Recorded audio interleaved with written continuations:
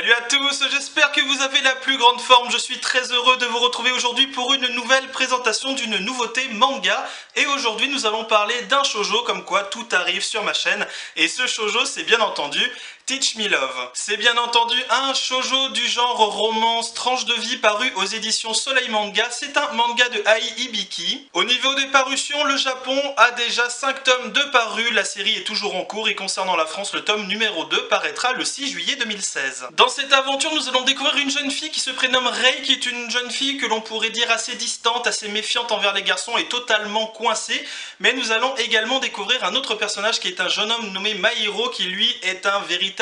beau gosse qui fait chavirer les cœurs de toutes les filles qu'il croit, si je puis dire, et surtout, eh bien, on va dire qu'il se les fait un petit peu en cachette, voilà, dans des endroits un petit peu secrets de l'école, donc on va dire qu'elles y passent toutes les unes après les autres. Et bien entendu, la jeune Mei a totalement horreur, si je puis dire, de ce jeune homme, parce que, bah, tout simplement, elle le dégoûte un petit peu, voilà, c'est un petit peu compliqué entre les deux. Sauf que ce qui va se passer, c'est que, eh bien, leurs parents respectifs vont se marier, suite à un remariage bien entendu, et ce qui va se passer, eh bien, c'est que bien entendu, ces deux protagonistes vont devenir demi-frères et demi-sœurs. À la suite de cela, ils vont être obligés de se côtoyer et un beau jour, si je puis dire, il va y avoir une sorte d'incident, c'est-à-dire que le jeune homme va plaquer la jeune fille sur le sol et va commencer à lui faire 2-3 petites choses assez particulières, bien entendu, et il va s'avérer que cette jeune fille, en fait, c'est tout ce qu'elle attendait et qu'en fait, eh bien, apparemment, elle aime bien ça. Et ce qui est assez particulier dans cette histoire, c'est que la jeune fille va devenir totalement, si je puis dire, un petit peu perverse sur les bords et ne voudra qu'une seule chose, eh bien, c'est sa première fois et découvrir tout simplement, je dirais, le côté un petit peu sexuel d'une relation entre un jeune homme et une jeune femme, et elle va tout faire pour que le jeune homme, lui, eh bien,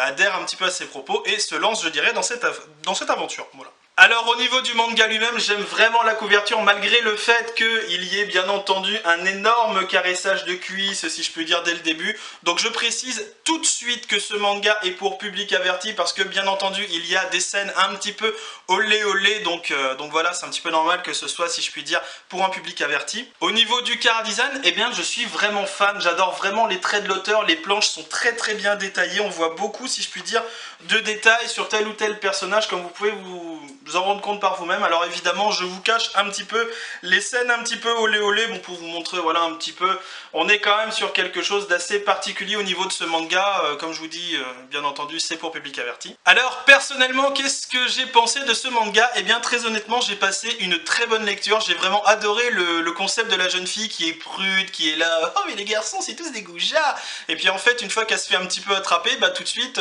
bon bah, limite elle se fout à poil tous les 4 matins pour ça, et ça m'a fait un petit peu marrer, je dirais, ce changement de personnalité entre guillemets de la jeune fille, parce qu'on s'attend pas du tout à ça, qu'elle soit totalement, si je puis dire, un petit peu dévergondée malgré tout. Après, si je puis dire, l'archétype du beau gosse qui va se taper toutes les nénettes du lycée pour ce que il est tout simplement magnifique et beau et tout ce que vous voulez. Bon voilà, on voit ça un peu tous les jours, c'est un petit peu surfait, mais bon, c'est vrai que c'est quelque chose qui arrive, voilà, c'est comme ça, les beaux gosses auront et ont toujours les jolies filles et tout ça, bref, on va pas y revenir, c'est comme ça, mais moi j'ai vraiment aimé le personnage de la jeune fille qui change du tout au tout,